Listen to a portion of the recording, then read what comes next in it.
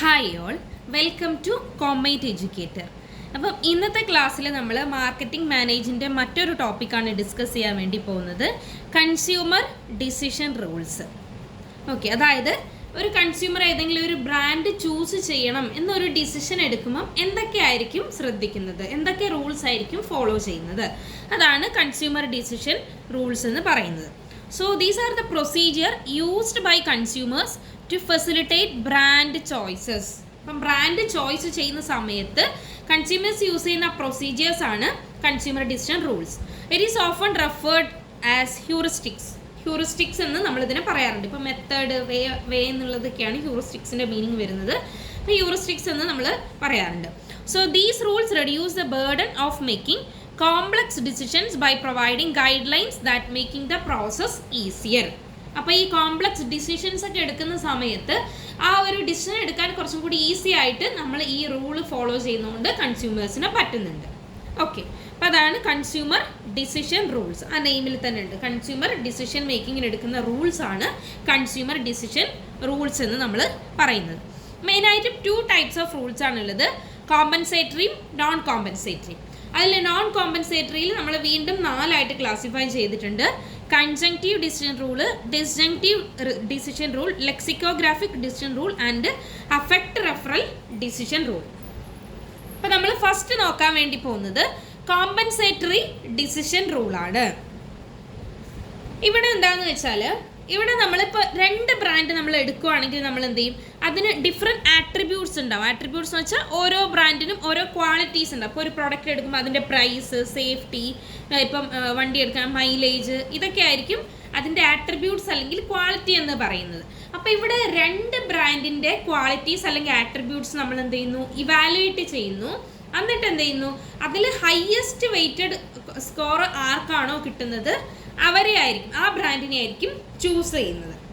ഇപ്പം നമ്മൾക്ക് ഇപ്പോൾ എക്സാമ്പിൾ ഇവിടെ നമുക്ക് ഡിസ്ക്രിപ്ഷൻ ഒന്ന് റീഡ് ചെയ്ത് നോക്കാം. A type of decision rule in which A consumer evaluates each brand in terms of each relevant attribute and then selects the brand with highest weighted score.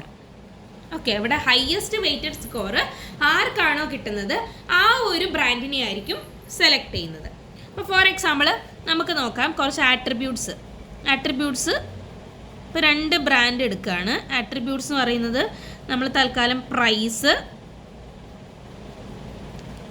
Safety,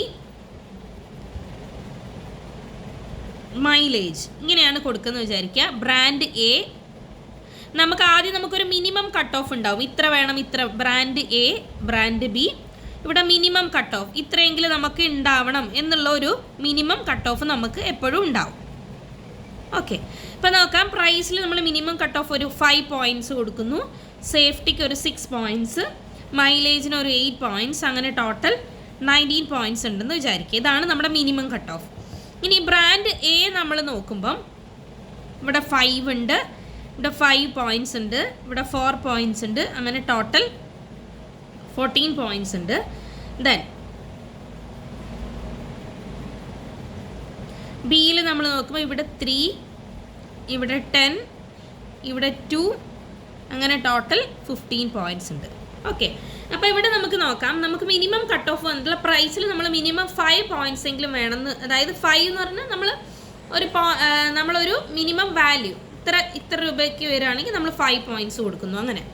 അപ്പോൾ പ്രൈസിന് നമ്മളൊരു 5, സേഫ്റ്റിക്ക് ഒരു 6, മൈലേജിന് ഒരു 8, അങ്ങനെ ടോട്ടൽ 19 ആണ്. അപ്പോൾ ബ്രാൻഡ് എ നോക്കുന്ന സമയത്ത് പ്രൈസിന് 5 തന്നെ ഉണ്ട്, പക്ഷേ സേഫ്റ്റിക്ക് 5 ഒന്ന് കുറവുണ്ട്, മൈലേജ് 4 points മാത്രമേ വരുന്നുള്ളൂ. ഇവിടെ നമ്മൾ ബ്രാൻഡ് ബി നോക്കുമ്പോൾ നമുക്ക് പ്രൈസിൽ 3 ഉണ്ട്, സേഫ്റ്റിക്ക് 10 ഉണ്ട്, ദെൻ മൈലേജിന് 2 ഉണ്ട്, അങ്ങനെ ടോട്ടൽ കമ്പൈൻഡ് വെച്ച് നോക്കുമ്പം ബ്രാൻഡ് എയിനെക്കാട്ടും ബ്രാൻഡ് ബിയിനാണ് ടോട്ടൽ ഹയസ്റ്റ് സ്കോർ വരുന്നത്, വെയ്റ്റഡ് സ്കോർ കൂടുതൽ വരുന്നത്. അപ്പോൾ ഈ ഒരു കേസിൽ നമ്മൾ ബ്രാൻഡ് ബി ആയിരിക്കും സെലക്ട് ചെയ്യുന്നത്.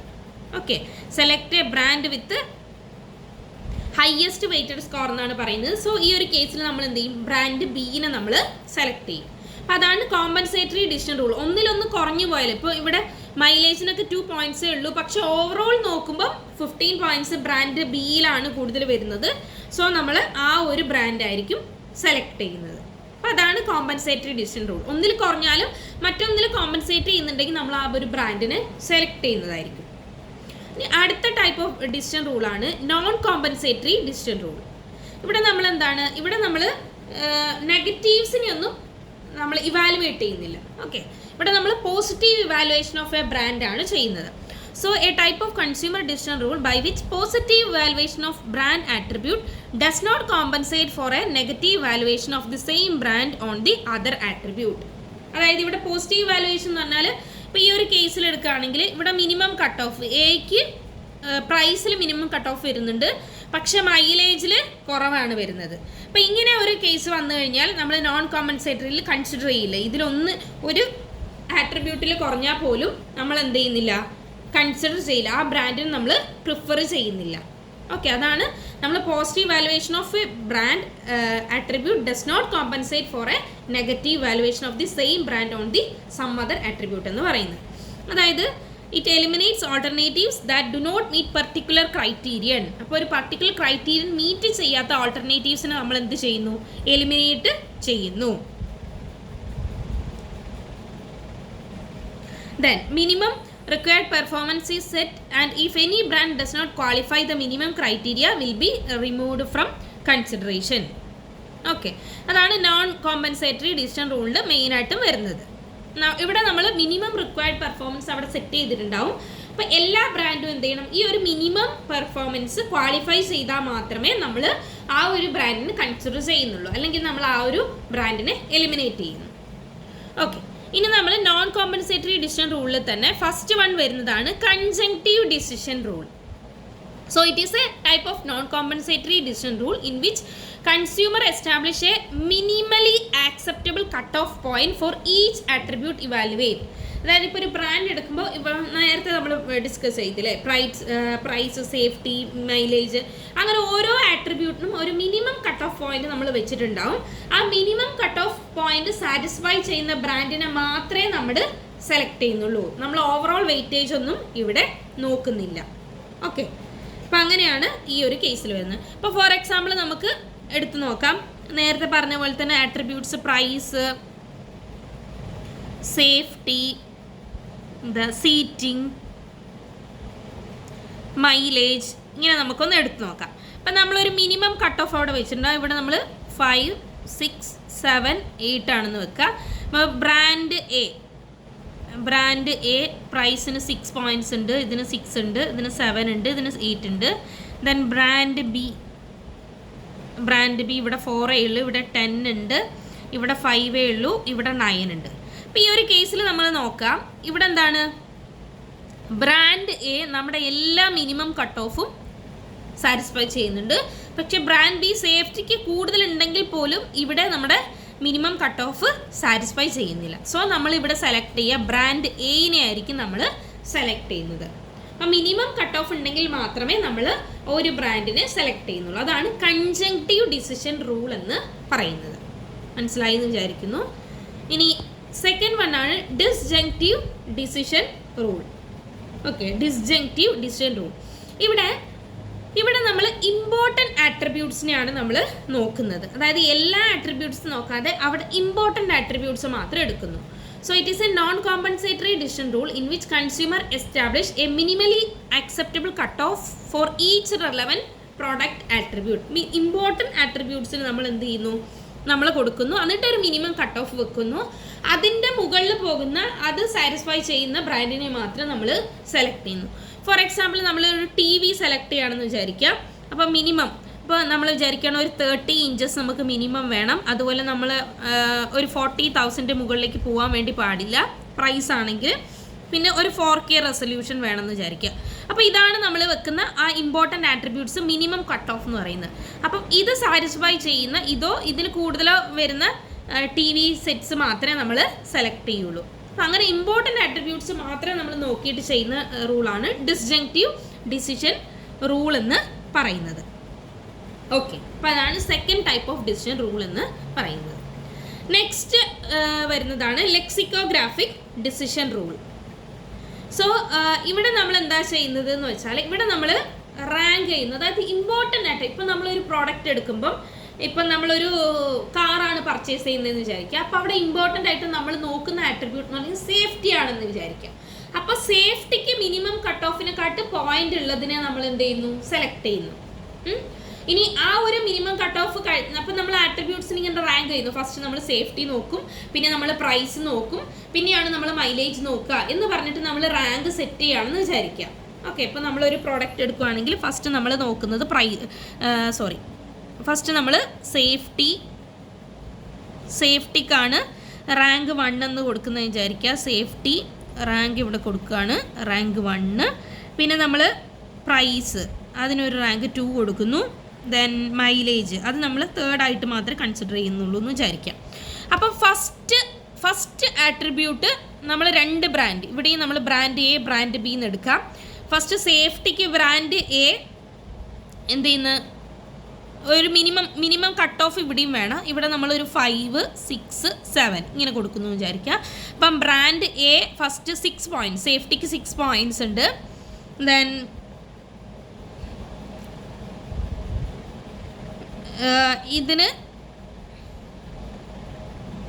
ഇതിനൊരു 7 പോയിൻറ്റ്സ് ഉണ്ടെന്ന് വിചാരിക്കുക. ഇതിനൊരു 5 പോയിൻറ്റ്സേ ഉള്ളൂ എന്ന് വിചാരിക്കുക. ബ്രാൻഡ് ബിക്ക് ഇതിന് 6 തന്നെ, ഇതിന് ഒരു 4 ഉള്ളൂ എന്ന് വിചാരിക്കുക. ഇതിനൊരു 6 ഉണ്ടെന്ന് വിചാരിക്കുക. ഓക്കെ, അപ്പോൾ ഈ ഒരു കേസിൽ നമ്മൾ ഫസ്റ്റ് നമ്മൾ നോക്കുക എന്ത് ചെയ്യുക, സേഫ്റ്റി നമ്മൾ നോക്കും. അതായത് ബ്രാൻഡ് എക്ക് സേഫ്റ്റിക്ക് 6 പോയിൻറ്റ്സ് വരുന്നുണ്ട്, മിനിമം കട്ട് ഓഫിനെക്കാട്ടും കൂടുതലുണ്ട്. ബ്രാൻഡ് ബിക്ക് മിനിമം കട്ട് ഓഫിനെക്കാട്ടും കൂടുതലുണ്ട്. അപ്പം നമുക്കൊരു കൺഫ്യൂഷൻ വരും, ബ്രാൻഡ് എ ആണോ സെലക്ട് ചെയ്യേണ്ടത്, ബ്രാൻഡ് ബി ആണോ സെലക്ട് ചെയ്യേണ്ടത്. അപ്പം നമ്മൾ രണ്ടാമത്തെ ആട്രിബ്യൂട്ട് നോക്കുന്നു. അതായത് നമ്മൾ റാങ്ക് ചെയ്തിരിക്കുന്ന രണ്ടാമത്തെ ആട്രിബ്യൂട്ട് എന്ന് പറയുന്നത് പ്രൈസാണ്. അപ്പോൾ പ്രൈസ് നമുക്ക് കൂടുതൽ പോയിൻറ്റ്സ്, അതായത് കൂടുതൽ പോയിൻറ്റ്സ് ഇവിടെ വരുന്നത് 7 ബ്രാൻഡ് എക്കാണ് ബ്രാൻഡ് ബീനെ അപേക്ഷിച്ച്. അപ്പം നമ്മളിവിടെ ബ്രാൻഡ് എ സെലക്ട് ചെയ്യുന്നു. ഓക്കെ, അതായത് നമ്മൾ ഇമ്പോർട്ടൻ്റ് ആട്രിബ്യൂട്ട്സിന് നമ്മൾ എന്ത് ചെയ്യുന്നു, ഫസ്റ്റ് റാങ്ക് ചെയ്യുന്നു, എന്നിട്ട് അതിൽ മിനിമം കട്ട് ഓഫിനെക്കാട്ടും കൂടുതലുള്ള ബ്രാൻഡ്സ് നമ്മൾ സെലക്ട് ചെയ്യുന്നു. ഇവിടെ ഇൻ കേസ് ഇവിടെ 6ന് പകരം ഇവിടെ 4 ആണെന്ന് വിചാരിക്കുക. ഓക്കെ, അല്ലെങ്കിൽ ഇവിടെ 4 ആണെന്ന് വിചാരിക്കുക. ആ ഒരു കേസിൽ നമ്മൾ സെക്കൻഡ് നോക്കില്ല, ഡയറക്റ്റ് ഫസ്റ്റ് നോക്കുമ്പോൾ തന്നെ 6 ആണ്, ഇതാണ് സാറ്റിസ്ഫൈ ചെയ്യുന്നത്. അപ്പോൾ എനെ തന്നെ നമ്മൾ ഡയറക്റ്റ് സെലക്ട് ചെയ്യുന്നു. ഓക്കെ, ഇങ്ങനെ കുറേ ഓൾട്ടർനേറ്റീവ്സ് ഉണ്ടാവും. എല്ലാ ഓൾട്ടർനേറ്റീവ്സിനും നമ്മൾ ഇതുപോലെ റാങ്ക് ചെയ്തിട്ട് മിനിമം കട്ട് ഓഫ് വെച്ചിട്ട് ചെയ്യുന്നതാണ് ലെക്സിക്കോഗ്രാഫിക് ഡിസിഷൻ റൂൾ എന്ന് പറയുന്നത്. നെക്സ്റ്റ് വരുന്നതാണ് അഫക്റ്റ് റഫറൽ ഡിസിഷൻ റൂൾ. ഇവിടെ റഫറൽ എന്ന് പറയുന്നത് അതായത് റഫറൻസ് എന്നൊക്കെ ഈ ഒരു കേസിൽ നമുക്ക് മീനിങ് വരും. അതായത് ഓവറോൾ റേറ്റിംഗ്സ്. ഇപ്പോൾ ഒരു പ്രൊഡക്റ്റ് എടുക്കുകയാണെങ്കിൽ, ഇപ്പോൾ നമ്മൾ ഒരു വണ്ടിയോ അല്ലെങ്കിൽ നമ്മൾ വേറെ എന്തെങ്കിലും വാങ്ങുകയാണെങ്കിൽ, അപ്പോൾ നമ്മൾ വീട്ടിലേക്ക് എന്തെങ്കിലും ഒരു വാഷിംഗ് മെഷീൻ എന്തെങ്കിലും വാങ്ങുകയെന്ന് വിചാരിക്കുക. അപ്പോൾ അവിടെ നമ്മൾ ഓവറോൾ റേറ്റിംഗ്, ആ ഒരു ബ്രാൻഡിൻ്റെ ഓവറോൾ റേറ്റിംഗ് നോക്കിയിട്ടായിരിക്കും, സ്പെസിഫിക് ആട്രിബ്യൂട്ട്സ് നോക്കാതെ ഓവറോൾ റേറ്റിംഗ് ഏതിനാണ് കൂടുതൽ, ഇപ്പോൾ സാംസങ്ങിനാണോ അല്ലെങ്കിൽ ബോഷിനാണോ ഏതിനാണോ കൂടുതൽ, അത് നമ്മൾ നോക്കിയിട്ട് എന്ത് ചെയ്യുന്നു, എൽ ജിക്കാണോ എന്ന് നമ്മൾ നോക്കിയിട്ട് നമ്മൾ എടുക്കുന്ന ആ ഡിസിഷൻ റൂളാണ് എന്തെന്ന് പറയുന്നത്, ഓവറോൾ റേറ്റിങ്ങിനെ ബേസ് ചെയ്തിട്ട് നമ്മൾ എടുക്കുന്നതാണ് അഫക്റ്റ് റഫറൽ ഡിസിഷൻ റൂൾ എന്ന് പറയുന്നത്. So it is a simplified decision rule by which consumers make a product choice on the basis of their previously established overall rating of the brands considered rather than on specific attributes. ചിലപ്പോൾ എന്താണ്, അവർ previously മുൻപ് വാങ്ങിയതിനെ വെച്ച് നോക്കുമ്പോൾ അവർക്ക് overall rating തോന്നിയതായിരിക്കാം, അല്ലെങ്കിൽ friends ഒക്കെ പറഞ്ഞിട്ട് overall rating ഏതിനാണോ, അങ്ങനെ നമ്മൾ മൊത്തത്തിൽ നോക്കിയിട്ടാണ് ഈ ഒരു ഡിസിഷൻ റൂള് എടുക്കുക. ഓക്കെ, അപ്പോൾ ഇത്രയാണ് മെയിനായിട്ടും ഡിസിഷൻ റൂൾസ് വരുന്നത്, കോമ്പൻസേറ്ററിയും നോൺ കോമ്പൻസേറ്ററിയും. അപ്പോൾ കോമ്പൻസേറ്ററി ആകുമ്പോൾ നമ്മൾ അവിടെയും നമുക്കൊരു മിനിമം കട്ട് ഓഫ് ഉണ്ടാവും. അപ്പോൾ അതിൽ ഹയസ്റ്റ് വെയ്റ്റഡ് സ്കോർ ആർക്കാണോ വരുന്നത് ആ ഒരു ബ്രാൻഡിനെ ആയിരിക്കും നമ്മൾ സെലക്ട് ചെയ്യുന്നത്. ഇനി നോൺ കോമ്പൻസേറ്ററി ഡിസിഷൻ റൂൾ വരുമ്പോൾ 4 നമ്മൾ പഠിച്ചു. Conjunctive, disjunctive, lexicographic, then affect referral decision rule. Conjunctive നമ്മൾ എന്ത് ചെയ്യുന്നുണ്ട്, നമ്മൾ മിനിമം കട്ട് ഓഫ് വെക്കുന്നുണ്ട്. എല്ലാ ആട്രിബ്യൂട്ട്സും മിനിമം കട്ട് ഓഫ് സാറ്റിസ്ഫൈ ചെയ്യുന്ന ബ്രാൻഡിനെ നമ്മൾ സെലക്ട് ചെയ്യുന്നു. ഇനി ഈ ഡിസ്ജങ്ക്റ്റീവ് ഡിസിഷൻ റൂൾ എന്ന് പറഞ്ഞാൽ ഇമ്പോർട്ടൻ്റ് ആട്രിബ്യൂട്ട്സിന് മാത്രമേ നമ്മളൊരു മിനിമം കട്ട് ഓഫ് വെക്കുന്നു. ആ മിനിമം കട്ട് ഓഫ് സാറ്റിസ്ഫൈ ചെയ്യുന്ന ബ്രാൻഡ്സിനെ നമ്മൾ സെലക്ട് ചെയ്യുന്നു. ഇനി ലെക്സിക്കോഗ്രാഫ് എന്ന് പറയുമ്പോൾ നമ്മൾ ആട്രിബ്യൂട്ട്സ് നമ്മൾ റാങ്ക് ചെയ്യുന്നു, ഇമ്പോർട്ടൻ്റ് ആട്രിബ്യൂട്ട്സിന് നമ്മൾ റാങ്ക് ചെയ്യുന്നു. എന്നിട്ട് ആ റാങ്കിൻ്റെ ബേസിൽ മിനിമം കട്ട് ഓഫിൻ്റെ മുകളിൽ പോകുന്ന ബ്രാൻഡ്സിനെ നമ്മൾ സെലക്ട് ചെയ്യുന്നു. അഫക്റ്റ് റെഫറൽ ഡിസിഷൻ റൂൾ എന്ന് പറയുമ്പോൾ ഓവറോൾ റേറ്റിംഗ്സിനെ ബേസ് ചെയ്തിട്ട്. ഓക്കെ, ഇനി ഇവിടെ നമ്മൾ ഈ ഡിസിഷൻ റൂളിന് മനസ്സിലാക്കാൻ എക്സാമ്പിൾ പോലെ കൊടുത്തിരിക്കുകയാണ്. അതായത് കോമ്പൻസേറ്ററി ഡിസിഷൻ റൂൾ നോക്കുക. I selected the commuter that came out best when I balanced the good ratings against the bad ratings. Okay, അപ്പോൾ നമ്മൾ ഫസ്റ്റ് കോമ്പൻസേറ്ററിയിൽ കണ്ടിട്ടുണ്ടായിരുന്നു അല്ലേ, ടോട്ടൽ വെയ്റ്റഡ്. ചിലതിന് ബാഡ് റേറ്റിംഗ്സ് ഉണ്ടാകും, പക്ഷേ ഗുഡ് റേറ്റിംഗ്സിന് വെച്ച് ബാഡ് റേറ്റിംഗ്സിന് വെച്ച് നോക്കുമ്പോൾ ഗുഡ് റേറ്റിംഗ്സ് ആ കൂടുതലെങ്കിൽ നമ്മളത് സെലക്ട് ചെയ്യുന്നു. Then conjunctive, I select the computer that had no bad features. അതായത് നമ്മളൊരു ആട്രിബ്യൂട്ട് വെച്ചിട്ടുണ്ടാവും, അത് കഴിയുന്നത് മാത്രം, ബാഡ് ഫീച്ചേഴ്സ് ഇല്ലാത്തതിന് നമ്മൾ സെലക്ട് ചെയ്യുന്നു. Then disjunctive, I picked the computer that excelled in at least one attribute. അതായത് നമ്മൾ 1-2 ആട്രിബ്യൂട്ട്സ് നമ്മൾ ഇമ്പോർട്ടൻ്റ് ആയിട്ടുള്ളത് വെച്ചിട്ടുണ്ടാവുമല്ലോ, അതിൽ എക്സലൻ്റ് ആയിട്ട് നിൽക്കുന്നത് മാത്രം നമ്മൾ സെലക്ട് ചെയ്യുന്നു. ദെൻ ലെക്സിക്കോഗ്രാഫിക് റൂൾ നോക്കുക. I looked at the feature that was most important to me and choose the computer that ranked highest on that attribute. Then affected referral rule വരുമ്പം I bought the brand with highest overall rating. Okay, ഇത്രയേ ഉള്ളൂ നമ്മുടെ consumer decision rules എന്ന് പറയുന്നത്. അപ്പോൾ നിങ്ങൾക്ക് class മനസ്സിലായി എന്ന് വിചാരിക്കുന്നു. Thank you.